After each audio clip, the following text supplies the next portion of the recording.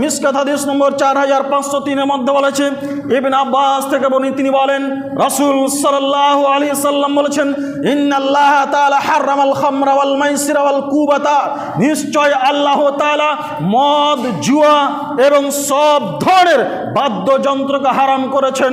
নিশ্চয় আল্লাহ তাআলা মদ, জুয়া এবং সব ধরনের বাদ্যযন্ত্রকে হারাম করেছেন। এছাড়াও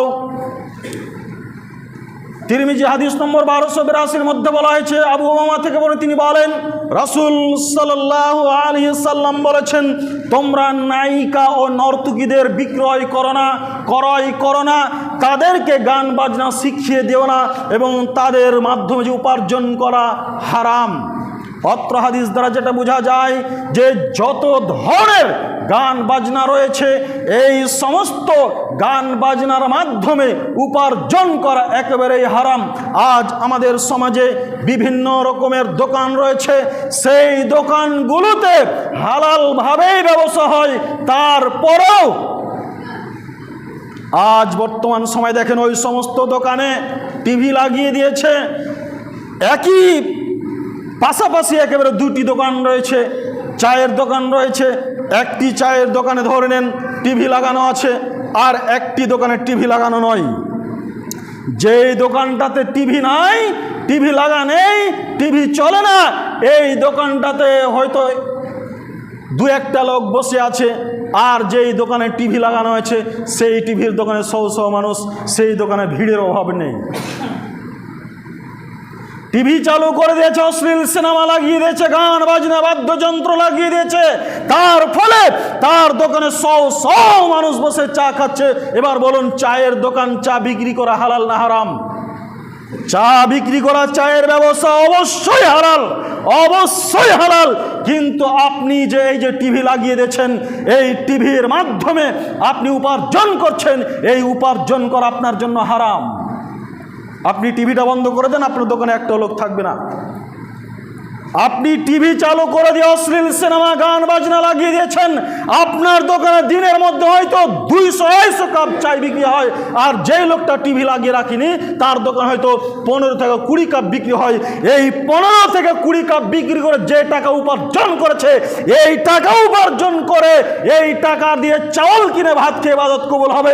কিন্তু ওই 100, 200-250 কাপ বিক্রি করে যত টাকা ইনকাম করেছেন, সেই টাকা দিয়ে চাউল কিনে ভাত খেলে সেই ইবাদত কবুল হবে না।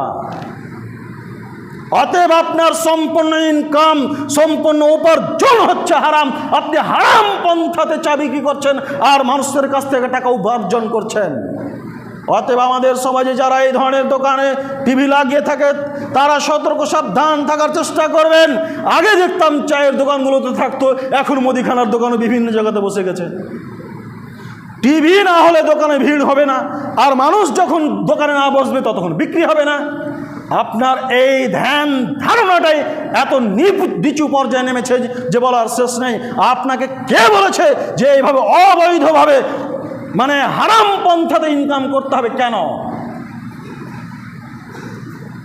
অতএব সদা সর্বদা হালাল পন্থা ইনকাম করার চেষ্টা করুন।